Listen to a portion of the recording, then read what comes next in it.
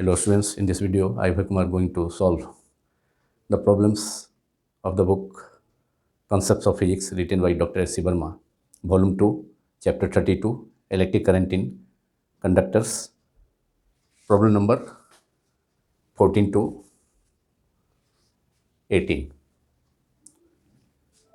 First of all, question number 14. The resistances of an iron wire and a copper wire at 20 degrees C are 3.9 ohm and 4.1 ohm respectively. At what temperature will the resistances be equal? Temperature coefficient of resistivity for iron is 5.0 into 10 to power minus 3 Kelvin inverse, and for copper it is 4.0 into 10 to power minus 3 Kelvin inverse. Neglect any thermal expansion. इस problem में दो wires हैं, एक iron का है दूसरा copper का है, और इनिशियल टेम्परेचर 20 डिग्री सेल्सियस पर दोनों का रेजिस्टेंस दिया हुआ है 3.9 ओम एंड 4.1 ओम. मतलब resistance of iron Fe Rfe at temperature 20, that is, इसे सपोज करते हैं R1 Fe. ये इनिशियल रेजिस्टेंस हो गया किसका, आयरन वायर का, एट टेम्परेचर 20 डिग्री से इनिशियल टेम्परेचर है, तो R1 Fe at 20 degrees C is 3.9 ohm, and R1 for initial resistance of copper wire at temperature 20 degrees C is तो R1 copper Cu at temperature 20 degrees C is 4.1 ohm. और coefficient of resistivity भी दिया है, temperature coefficient of resistivity for iron is alpha for iron alpha Fe is equal to 5 into 10 to 5.0 into 10 to power minus 3, 5 into 10 to the power minus 3 Kelvin inverse, and alpha for that is temperature coefficient of resistivity for copper is 4.0 into 10 to power minus 3. तो alpha for copper first में क्या था, alpha for iron. अब alpha for copper wire is 4 into 10 to the power minus 3 kelvin.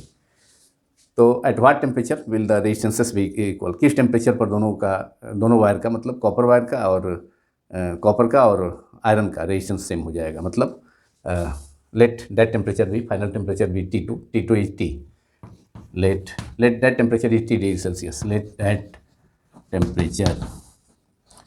let that temperature is T degree C, for which or at which resistance of iron wire, that is resistance of iron is equal to resistance of copper, that is R2 for iron Fe. R2 for iron is the resistance of iron wire at temperature at temperature T, final temperature T. R2 Fe is equal to R2 resistance of copper at temperature T, final temperature T. तो R2 Fe is equal to R2 copper. और formula हम जानते हैं, R2 is equal to, using the formula, R2 is equal to R1 1 plus alpha T2 minus T1 और theta 2 minus theta 1. This is the formula. So for iron के R2 Fe क्या हो जाएगा, R2 Fe दोनों को equal करना है किस टेम्परेचर पर, R2 Fe आयरन के लिए लिखना है, तो R2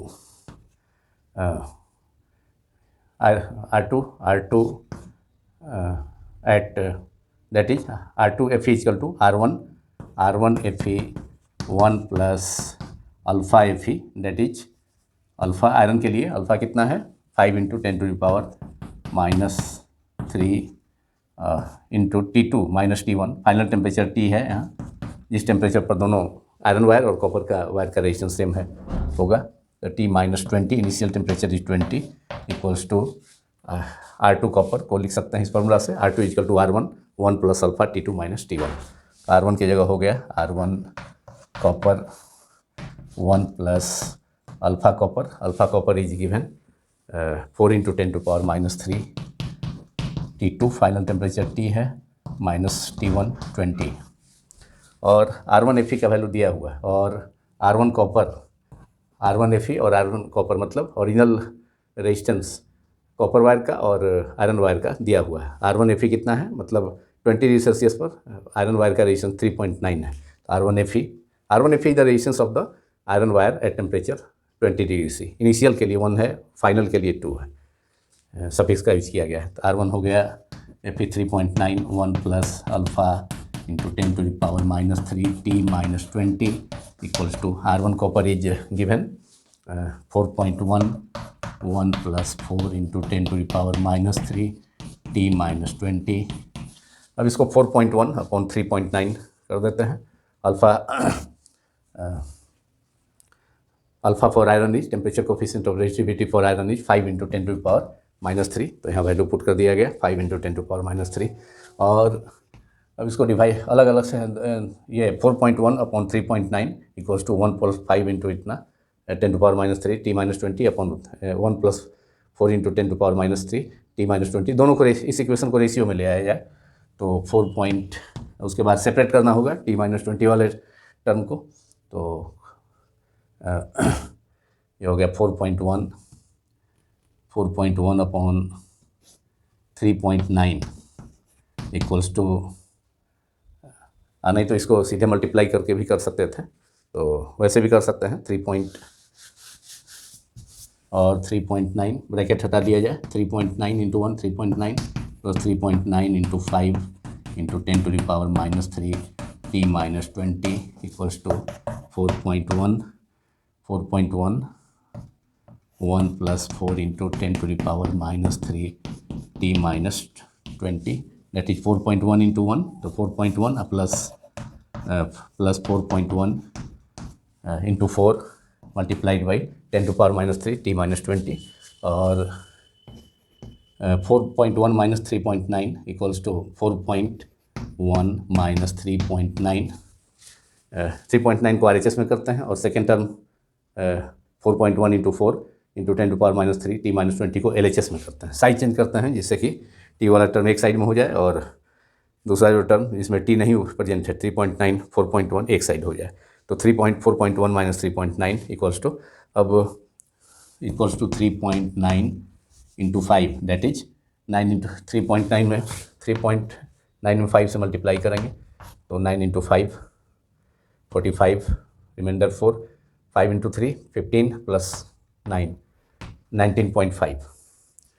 तो ये 19.5 into 10 to the power -3 T - 20 और इसमें अब 4.1 into 4 that is 4 into 16.4 into 10 to power -3 T - 20 वाले टर्म को LHS में लाएंगे तो ये हो गया 4.1 into 4 that is 16.4 into 10 to the power -3 T - 20।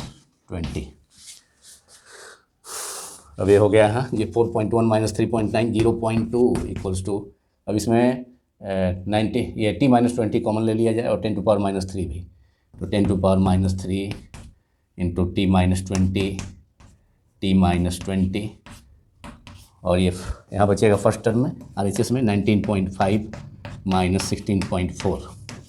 अब 19.5 में से 16.4 को माइनस कर लेते हैं। 19.5 माइनस 16.4 5 माइनस 4 1 और 9 माइनस 6 3 दैट इज 3.1 RHS में, और यहाँ 0.2 और RHS में ये 0.2 RHS में 10 टू पावर -3 T - 20 इंटू 3.1। तो काफ़ी आसान हो गया, अब T का वैल्यू आसानी से ऑब्टेन कर सकते हैं और 0.2 इक्वल्स टू T - 19.5 माइनस 16.4 3.1, तो T - 20 into 10 to the power -3 multiplied by 3.1, therefore T - 20 equals to 0, T - 20 equals to 0.2 upon 10 to the power -3 into 3.1। Numerator में एक प्लेस पर डिसिमल है, इसको कैंसिल करा दिए। अब T - 20 वाला टर्म फ्री हो गया उस टर्म से, जो अदर डिजिट्स है उस टर्म से, therefore T equal to 20 plus T equal to 20 plus -20 RHS में जाकर +20 और ये हो जाएगा 2 into 10 to power 3 2 upon 10 to power -3, therefore 2 into 10 to power +3 ऊपर में upon 31 that is 20 plus 2 × 10⁻³ 2000 upon 31। अब डिवाइड कर देंगे 31 से 2000 में, 31 से करना है डिवाइड 2000 में,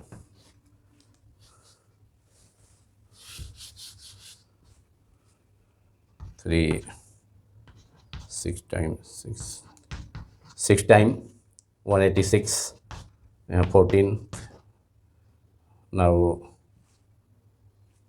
4 times 4 124, that is 64. Now 10 minus 4 is equal to 6, 3 minus 2 1, 160, that is 5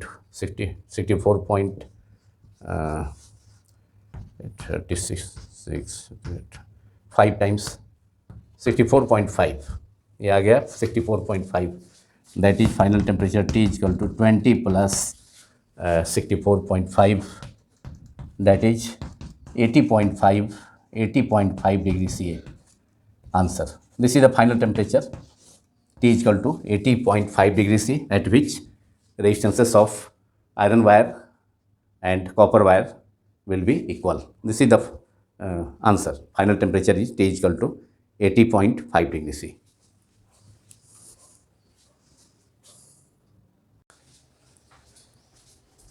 Now question number 15. The current in a conductor and the potential difference across its ends are measured by an ammeter and a voltmeter. The meters draw negligible currents. The ammeter is accurate, but the voltmeter has a zero error. Calculate the zero error if the readings for two different conditions are 1.75 ampere, that is I1, and V1 is equal to 14.4 volt initial potential difference for meter 1, and for meter 2 current measured by the ammeter 2 is 2.75 ampere, and potential difference measured by second voltmeter is 22.4 volt. किसी conductor से होकर के current और potential difference measure किया जाता है, इसके दोनों एंड्स, कंडक्टर के दोनों एंड्स के बीच में आमीटर से करंट मेजर किया जाता है, और पोटेंशियल डिफरेंस उस कंडक्टर के दोनों एंड्स के क्रॉस वोल्टमीटर से रीडिंग किया जाता है। दोनों मीटर्स हैं वह नेग्लिजिबल करंट ड्रॉ करता है सप्लाई से। अब the ammeter is accurate, ammeter accurate है, आमीटर एक्यूरेट रीडिंग देता है, लेकिन वोल्ट मीटर है ये जीरो एरर। जीरो एरर का मतलब है कि इनिशियल वैल्यू उसका जीरो नहीं है, जब potential difference is not applied तो उसका reading zero, initial reading zero नहीं है, दैट इज जीरो एरर।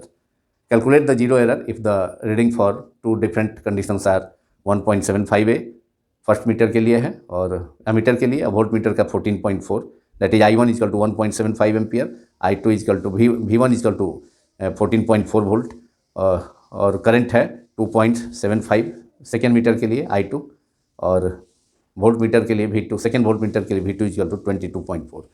तो let that zero error in voltage is V. Now using Ohm's law, let V be the zero error voltage हो गया in of voltmeters.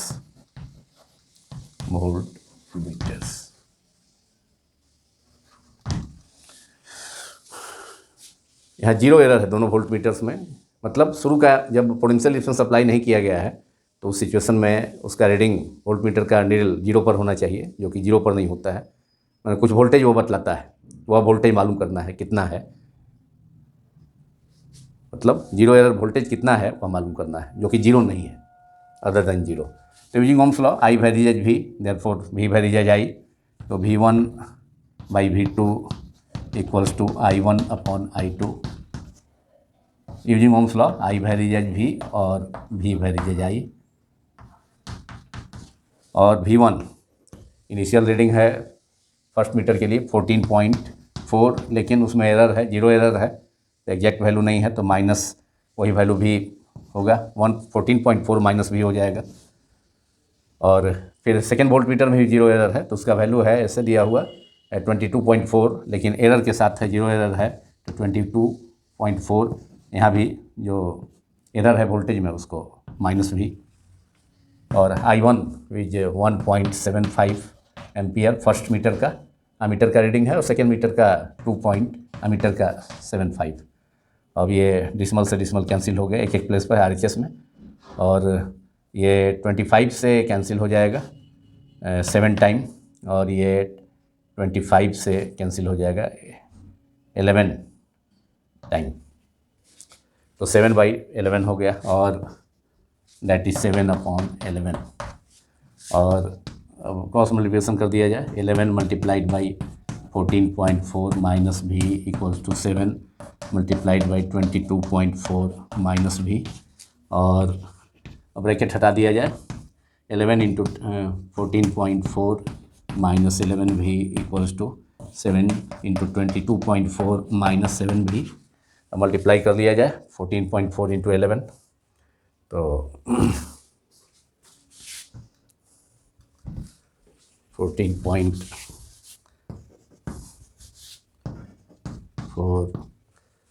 14.4 into 11, 4 into 4, 4, 1, 4, 4, 1, 4, 8, 4 plus 1, 5, 1, 5, 8, 4, 158.4, so 158.4 minus 11 भी equals to, अब 22.4 multiplied by 7, 22.4, 7 into 4, 28, to 7 into 2, 14, plus 2, 16, remainder 1, 7 into 2, 14, plus 1, 15, 156.8, 7 into 24, 156.8 minus 7 भी, अब size change कर लें 7 और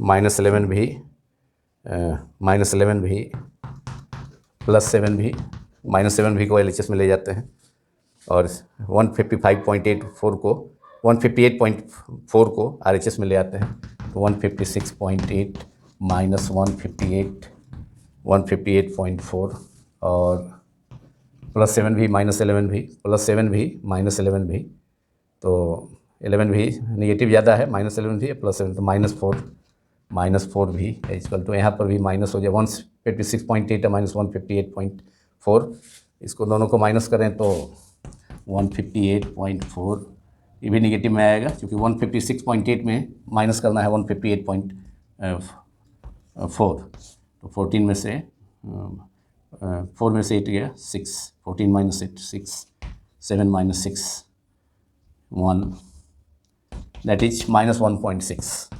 -1.6 RHS में आ गया, 156 माइनस 8 156.8 माइनस 158.4, माइनस से माइनस दोनों साइड में कैंसिल हो गया, देयरफॉर V इक्वल्स टू 1.6/4, और 4 से 1.6 कैंसिल होकर 0.4, जीरो एरर कितना हो गया वोल्टेज में, 0.4 वोल्ट आंसर। मतलब दोनों वोल्ट मीटर में 0 एरर है, तो वह शुरू में जब पोटेंशियल डिफरेंस अप्लाई नहीं किया जाता है तो वह 0 उसका नीडल वोल्ट मीटर्स का रीडिंग 0 वोल्ट ना पढ़कर कितना रीड कर रहा है, 0.4 वोल्ट रीड कर रहा है, मतलब उसमें 0 एरर है, तो 0 एरर वोल्टेज कितना हो गया, 0.4 वोल्ट। और यही इसका सॉल्यूशन है इस प्रॉब्लम का, प्रॉब्लम नंबर 15 का। Now problem number 16, figure 32E2 shows an arrangement to measure EMF capital E and internal resistance small r of a battery. Here is a battery of EMF E and internal resistance small r. The voltmeter has a very large resistance and the ammeter also has some resistance. The voltmeter reads 1.52 volt when the switch S is open. When the switch S is closed, the voltmeter reading drops to 1.45 volt and the ammeter reads 1.0 ampere. Find the EMF and the internal resistance of the battery. इस problem में figure 32E2 जो problem में दिया हुआ है book में, तो इस सर्किट में एक वोल्ट मीटर तथा अमीटर कनेक्टेड है। वोल्ट मीटर को भी सिंबल से डिनोट किया गया है और अमीटर को कैपिटल ए से, और एक सेल है जिसका ईएमएफ कैपिटल ई है, इंटरनल रेजिस्टेंस स्मॉल आर है, जिसे सेल के बगल में उस स्मॉल रेजिस्टेंस स्मॉल आर को रिप्रेजेंट किया गया है।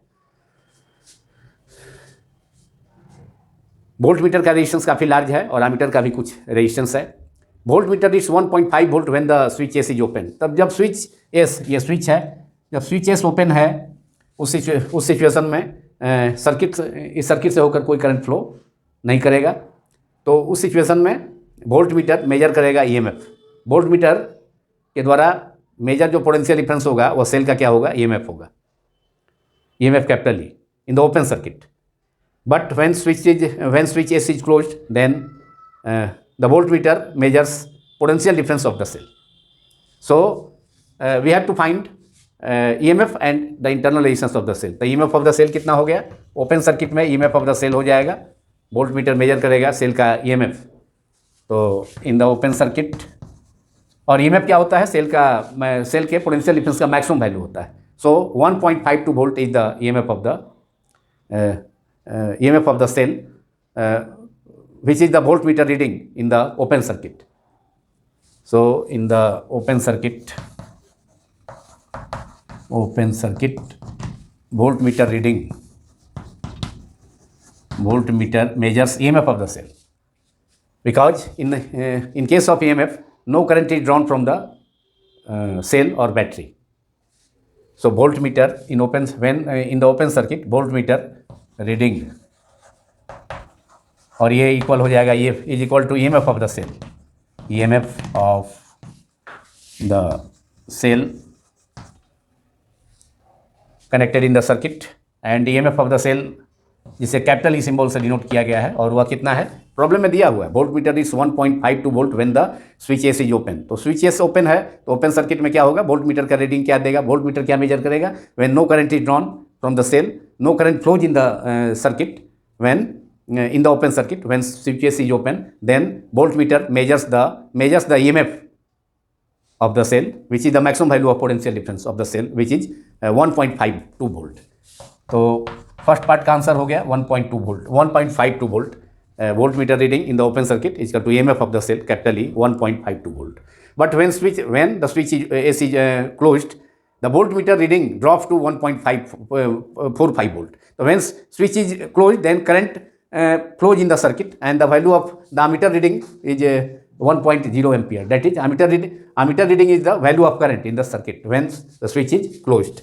So now ये तो फर्स्ट पार्ट का आंसर हो गया।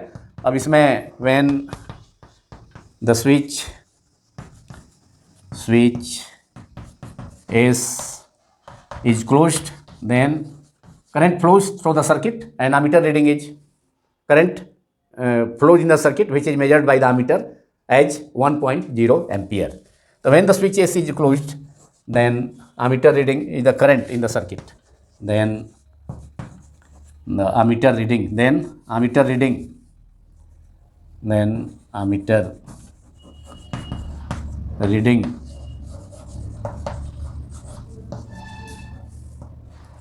is the current in the circuit, which is I equals to 1 ampere. And in the closed circuit, in the closed circuit, when switch S is closed, then current flows in the circuit, and voltmeter measures the potential difference of the cell. That is the value of V drops to V. EMF का value cell का जब close circuit हो जाएगा, circuit से होकर current flow करेगा switch को close करने पर, तो वोल्टमीटर क्या मेजर करेगा, potential difference of the cell. So voltmeter reading होगा voltmeter reading is the potential difference of the cell in the close circuit. Voltmeter reading जो कि ड्रॉप कर जाएगा ईएमएफ का वैल्यू 1.52 वोल्ट से 1.45 volt. Voltmeter reading is equal to potential difference PD of the cell which is V। Potential difference of the cell is V, capital V, it is V. So V is how much? The voltmeter is 1.52 volt when the switch S is open. When the switch S is closed, the voltmeter reading drops to 1.5 volt. 5 volt. This drop in potential is potential difference of the cell which is 1.54 volt. तो V हो गया 1.54 volt. हमें अब मालूम करना है EMF तो हमने मालूम कर लिया 1.52 वोल्ट पार्ट 1 में ही, और पार्ट 2 में वोल्ट मीटर का रीडिंग जो होगा जब स्विच को क्लोज किया जाएगा इसको, तो वोल्ट मीटर का रीडिंग EMF से ड्रॉप होकर के सेल का पोटेंशियल डिफरेंस के इक्वल हो जाएगा, जिसका वैल्यू भी दिया हुआ है 1.54 वोल्ट. तो हमें अब मालूम करना है we have to find internal resistance of the battery. तो R equal to what, internal resistance of the battery cell R equal to what. तो फॉर्मूला है V equal to E minus I R, और I R equals to, हमें R मालूम करना है, I R equals to E minus V, side change हो जाएगा, minus I R को LHS में ले गए तो प्लस आई आर हो गया, और V को RHS में ले गए तो कैपिटल E तो RHS में है पॉजिटिव है, V पॉजिटिव है LHS में, RHS में जाके निगेटिव हो जाएगा. तो I R equal to E minus V, therefore R equals to E minus V, therefore R internal resistance of the cell R equals to E minus V upon I, and E is given is EMF of the cell. First part में हमने वो थी problem में दिया भी है, और first part में हमने उसका वैल्यू EMF का वैल्यू 1.52 वोल्ट, जो कि वोल्ट मीटर का रीडिंग है ओपन सर्किट में, जो कि सेल का EMF को मेजर करेगा, minus V is 1 point, potential difference is 1 point, potential difference 1.54 upon 1, current is 1 ampere upon 1, that is 1.52 minus 1.545 equal to 0.07 ohm, 0.07 ohm, and it is the value of internal resistance of the cell, which is the symbol of internal resistance of the cell is a small r. So a small r is equal to 0.07 ohm.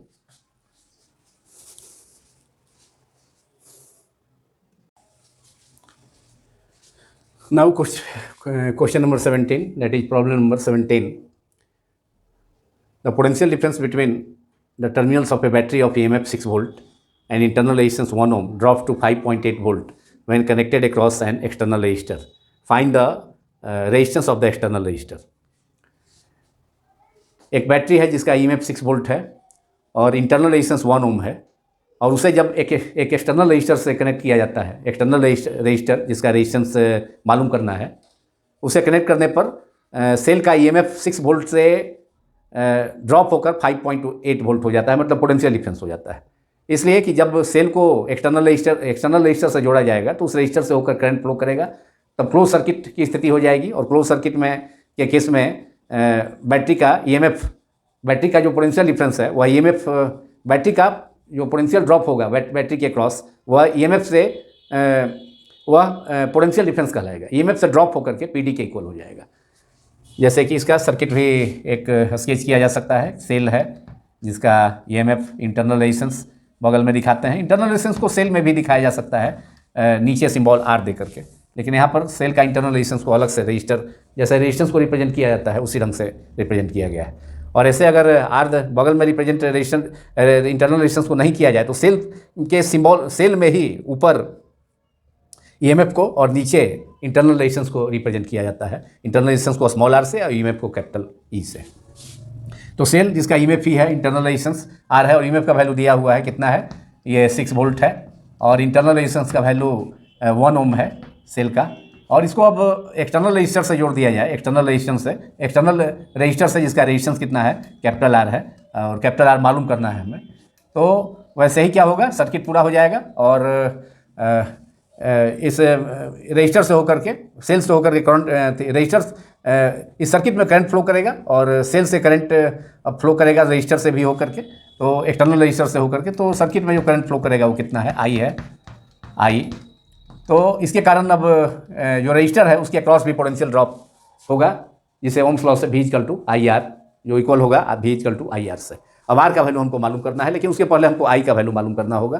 तो इस problem में cell का EMF दिया है capital E 6 volt, 6.0 volt, that is 6 volt, और potential difference कितना हो गया, जब एक्सटर्नल रजिस्टर से कनेक्ट किया जाता है तो सर्किट से एक्सटर्नल रजिस्टर से करंट फ्लो करेगा, जिससे कि सेल का EMF E से ड्रॉप होकर के 6 वोल्ट से 5.8 वोल्ट हो जाता है. तो potential difference PD of the cell EMF of the cell को कैपिटल ई से रिप्रेजेंट से किया गया है सिंबल से, तो कैपिटल ई 6 वोल्ट, और पोटेंशियल ड्रॉप कितना हो गया, potential difference of the cell E से जो कि ईएमएफ 6 वोल्ट से ड्रॉप होकर के कितना हो गया है, 5.8 वोल्ट हो गया है।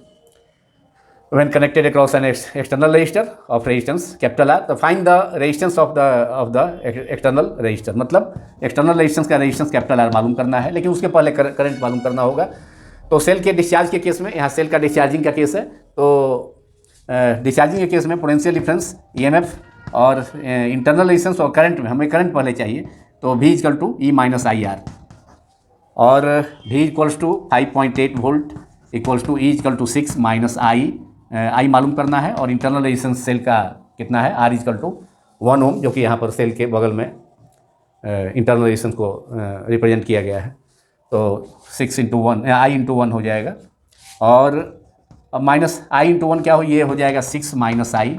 अब आई को LHS में ले आएँ तो आई प्लस हो जाएगा, माइनस आई से प्लस आई, और 5.8 को RHS में ले जाएँ तो साइड चेंज करने पर, तो 6 minus 5.8, 6 minus 5.8 is 0.2, that is 0.2 ampere. तो करंट इन द सर्किट क्या हो गया, करंट इन द सर्किट हो गया 0.2 एम्पियर। अब मालूम करना हमें, फाइनली हमको मालूम करना है रेजिस्टेंस ऑफ द रजिस्टर जो कि कैपिटल आर है। तो using Ohm's law, potential drop across the resistor R is given by V equal to I R, and V क्या हो गया, सेल का, जो कि इक्वल हो जाएगा किसके, सेल के पोटेंशियल डिफरेंस के, जो कि 6 वोल्ट से ड्रॉप होकर के कितना हो गया, 5.8 वोल्ट। तो using Ohm's law V equal to I R, using Ohm's law V equal to I R, potential drop equal to I into R, therefore R equals to, R मालूम करना है V upon I, and V equal to potential drop is 5.8 upon I equals to current equal to 0.2, that is numerator और denominator में एक place पर dismal है, cancel हो गया, और ये हो गया 29, 2 से 58 कैंसिल होकर के 29 ohm answer. This is the resistance of the resistor, जिसको कि ओम्स लॉ से हमने V equal to I R, therefore R equal to V upon I. और ये इसका एक और फार्मूला हम यूज कर सकते हैं करंट निकालने के लिए। करंट का जो फार्मूला है, जिससे कि हमें R का वैल्यू, रेजिस्टेंस का रजिस्टर का वैल्यू R मालूम होगा, I equal to E upon R plus R, और R plus R equals to हो जाएगा E upon I equals to, E is given 6 volt, and I का मान मालूम, वैल्यू हमने मालूम किया है V equal to E minus I R formula से, जो कि 0.2 है। अब 0.2 से 6 कैंसिल हो गए, यहाँ 30 हो गया, 0.2 से 6 कैंसिल होकर के 30, एक प्लेस 0.2 मान 1 प्लेस पर डिसमल है, तो 10 से ऊपर मल्टीप्लाई हो जाएगा, तो 60/2 दैट इज 30, और इस therefore R equals to 30 minus R, that is 30 minus small r, internal resistance of the cell is R is given, here R is given 1 ohm, internal resistance of the cell in the problem it is 1 ohm, so 30 minus 1 that is 29 ohm answer, ohm का symbol omega answer। this is the external resistance of the external resistance which is external resistance of the external resistor which is connected in the circuit, so the value of external resistance capital R is equal to 29 ohm। तो इस formula से भी जो है हमने obtain किया, I equal to E upon I equal to EMF upon total resistance of the circuit, I equal to E upon capital E upon R plus R, और इससे भी कैपिटल R का वैल्यू 29 ओम आया, और Ohm's law का use करके भी यहाँ V equal to I R से भी R का value V upon I that is 5.8 upon 0.2 that is 29 ohm।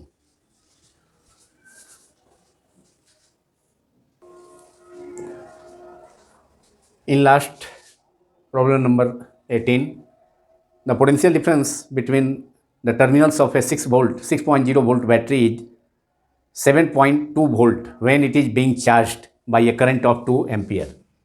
What is the internal resistance of the battery? एक बैटरी का जिसका EMF 6.0 वोल्ट है, उसका पोटेंशियल डिफरेंस 7.2 वोल्ट हो जाता है।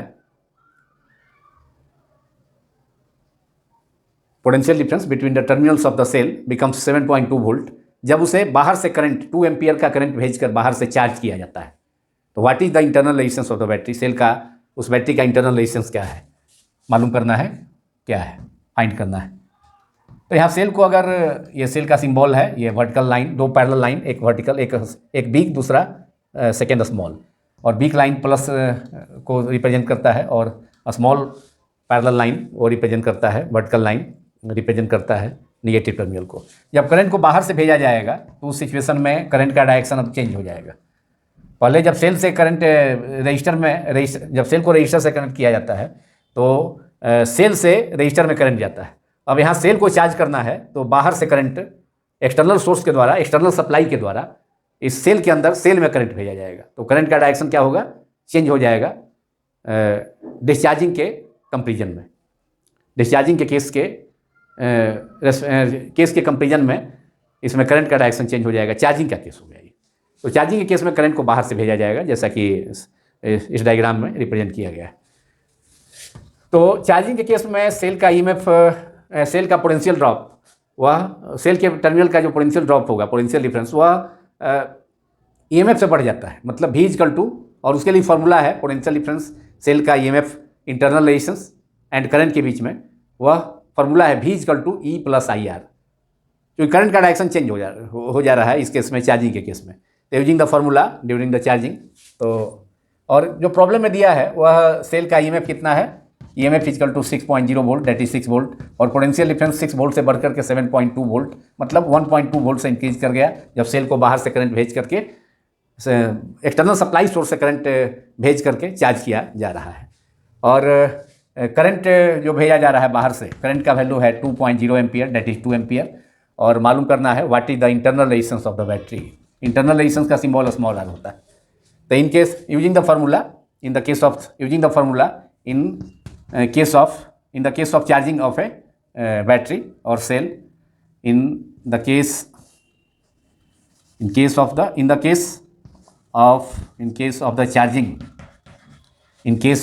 charging of a cell or battery, charging of a cell or battery, we have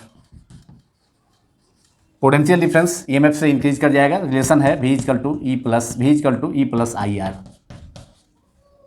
V is given, हमें R का मालूम करना है। और तो IR एक स्टेप और इसको आगे बढ़ा सकते हैं, IR equal to V minus E। Therefore R internal resistance के लिए फॉर्मूला भी आ जाएगा चार्जिंग के केस में, एक direct formula V minus E upon I। तो इस डायरेक्ट फार्मूला का भी हम यूज कर सकते हैं। R equal to internal resistance of a cell equal to V minus E, potential difference of the cell minus EMF of the cell upon current flows in the current which is sent current I which is sent to the battery, which is 2.0 ampere in this problem. So एक formula direct हो गया, internal resistance of the cell in case of internal resistance of the cell in case of during the process of charging is small r equal to V minus E upon I। चूँकि charging के case में potential difference V का value cell के EMF से बढ़ जाएगा। अब therefore R equals to V is 7.2, E equal to 6 and current I equal to, जो बैटरी में जो करंट बाहर से भेजा जा रहा है वह कितना है, 2 एम्पियर का, 2.0 एम्पियर, दैट इज 2 एम्पियर। तो 7.2 minus 6 upon 2, 7.2 minus 6 that is 1.2 upon 2, that is 0.6, 1.2 upon 2 is 0.6। So internal resistance of the cell R equals to 0.6 ohm. Answer. SI unit of internal resistance is ohm. External resistance, SI unit of external resistance is also ohm. So internal resistance, a small r, internal resistance of the cell, a small r is equal to 0.6 ohm. This is the answer of this problem. And this ends the video. यदि यह video